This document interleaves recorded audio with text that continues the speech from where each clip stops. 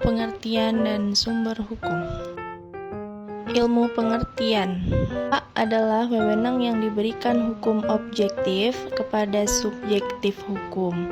Wewenang yang diberikan kepada subjektif hukum ini contohnya wewenang untuk memiliki tanah dan bangunan yang penggunaannya diserahkan kepada pemilik itu sendiri. Dia dapat berbuat apa saja terhadap tanah dan bangunan tersebut, asalkan tidak bertentangan dengan kaidah-kaidah yang berlaku. Titik kewenangan untuk berbuat itulah yang bisa disebut hak. Terdapat dua teori yang mencoba mendefinisikan hak melalui pendekatan teori terhakikat hak. Teori yang pertama adalah teori kehendak, yang kedua adalah teori kepentingan atau kemanfaatan. Teori kehendak dianut oleh mereka yang berpandangan bahwa tujuan hukum memberikan sebanyak mungkin kepada individu kebebasan apa yang dikehendakinya. Teori ini memandang pemegang hak dapat berbuat apa saja atas haknya, sedangkan dari wujud pandang tersebut atau pemanfaatan Rudolf Wallerking sebagai salah satu penganutnya mendefinisikan hak sebagai kepentingan yang dilindungi hukum. G.W. Patton dalam menelaah kedua teori tersebut berpendapat bahwa esensi hak bukanlah kekuasaan yang dijamin oleh hukum, melainkan kekuasaan yang dijamin oleh hukum untuk merealisasikan suatu kepentingan. Macam-macam hak dapat ditinjau dari beberapa segi, yaitu pertama, eksistensi hak itu sendiri. Hak yang melekat pada manusia yang diciptakan satu paket oleh Allah dengan manusia disebut hak orisinal. Yang kedua, keterkaitan hak dengan kehidupan bernegara.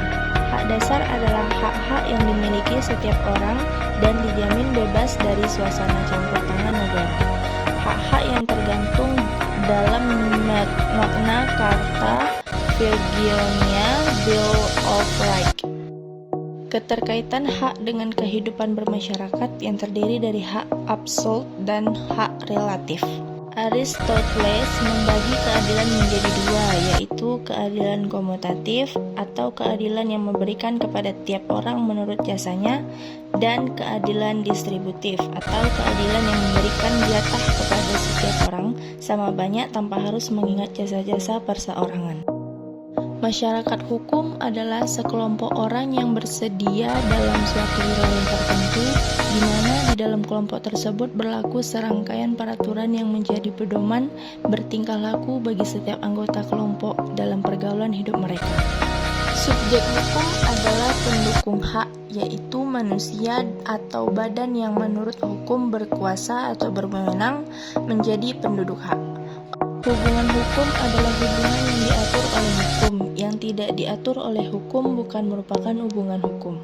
Peristiwa hukum adalah peristiwa kemasyarakatan yang diakibatkannya diatur oleh hukum. Peristiwa hukum dapat dibedakan menjadi dua, yaitu peristiwa hukum karena perbuatan subjek hukum. Peristiwa hukum yang bukan perbuatan subjek hukum adalah semua peristiwa hukum yang tidak timbul karena perbuatan subjek hukum. Akan tetapi, apabila terjadi dapat menimbulkan akibat-akibat hukum tertentu.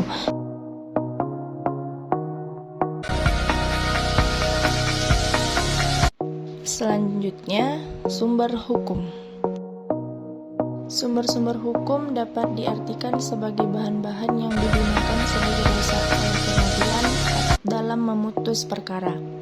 Kata sumber hukum sering digunakan dalam beberapa arti, yaitu A. sebagai asas hukum, B. menunjukkan hukum terdahulu yang memberi bahan-bahan kepada hukum yang sekarang berlaku, C. sebagai sumber berlakunya, yang memberi kekuatan berlakunya secara formal kepada peraturan hukum, D. sebagai sumber dari mana kita dapat mengenal hukum. Von Apeldoorn membedakan 4 macam sumber hukum. Sumber hukum formal adalah sumber hukum ditinjau dari segi pembentukannya. Dalam sumber hukum formal ini terdapat rumusan berbagai aturan yang merupakan dasar kekuatan mengikatnya peraturan agar ditaati masyarakat dan penegakan hukum.